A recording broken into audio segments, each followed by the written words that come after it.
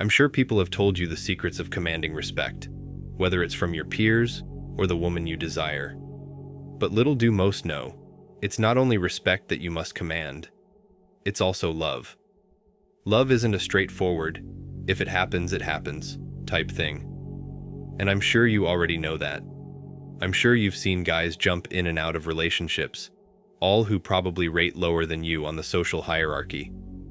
You wonder why they are able to find so many women who love them, while the same never happens for you, even though you earn more, have a better physique, have more of a personality. The truth is, sometimes it's random, but most of the time, it's not.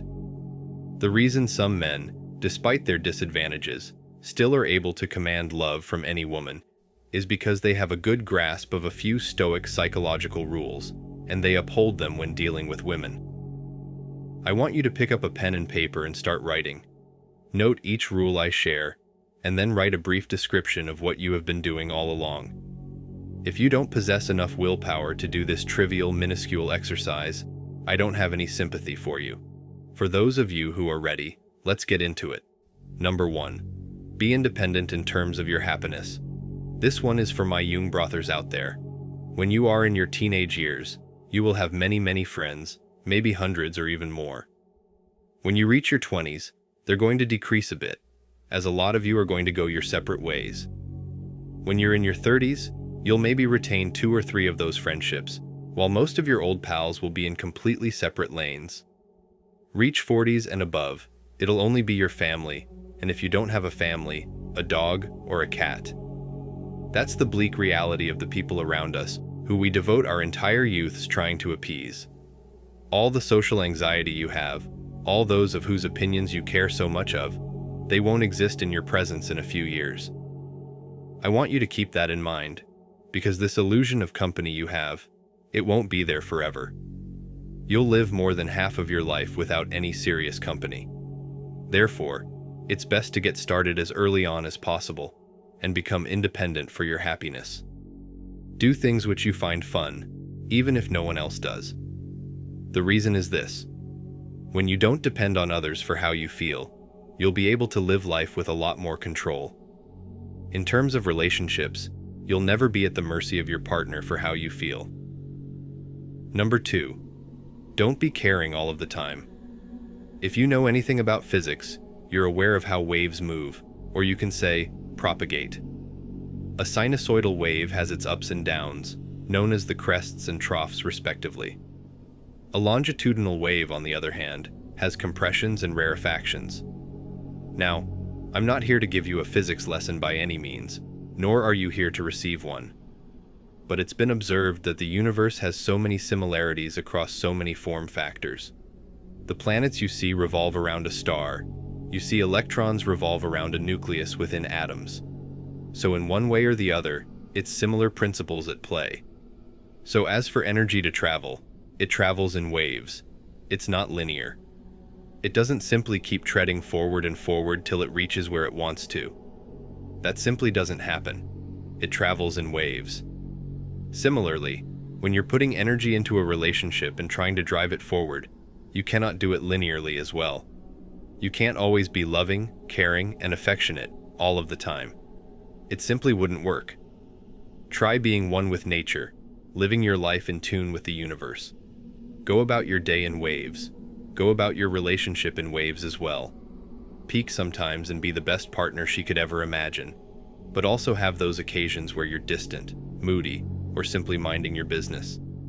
If everything started tasting sweet, nothing would taste sweet. Keep that in mind. If everything started to taste sweet, nothing would taste sweet. What makes us feel happiness is what we've felt crush our souls and our will to live. You can't have one without the other. Life is all about balance. One concern I hear often is, what if we just come across as bipolar? I say, that's the winning formula. Number 3. Don't be an investor. You probably don't hear these words normally, but in this case, it's crucial. Do not be an investor.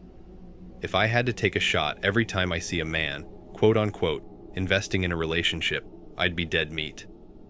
To an extent, sure, you invest to show that you're actually interested. But if you're only investing on investing, for some return which seems unlikely anyways, you're a fool. The fact is, your energy, time, and focus should be earned, not simply given away. You can't keep giving your attention away freely. Your woman must earn it at some cost.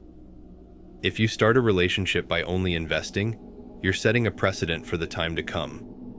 The dynamic will always be set to, you put more effort in, while she reaps the reward. And if that's the set foundation, then anytime you put strain on that dynamic, trying to alter it, you risk having it snap entirely. Therefore, start a relationship exactly how you want it to carry out for its duration. Don't have ulterior motives in the mix which are going to fail and leave you miserable. Be upfront with your expectations. Number 4. Be ready to walk out. You know what they say, the one who possesses more power is the one with less to lose. You must make it clear that you don't need them and can live a happy life without them. When you prove you're happy on your own, that you're not desperate, and definitely not waiting around for them to make your day, you start possessing the leverage that keeps the relationship intact. When you stop waiting for her approval, you start empowering yourself, and she'll start respecting you more.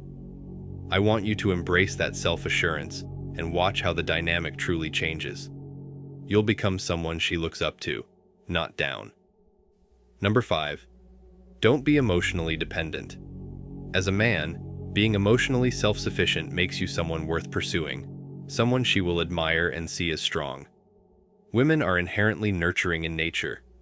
That ability of theirs is primarily for the betterment of the generation to come. She isn't supposed to use her powers to mother you.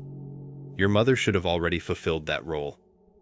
I see many man-childs around today who expect their women to act like their guardians, to clean up after them, to keep up with their whims and desires, to calm them from life's brutalities.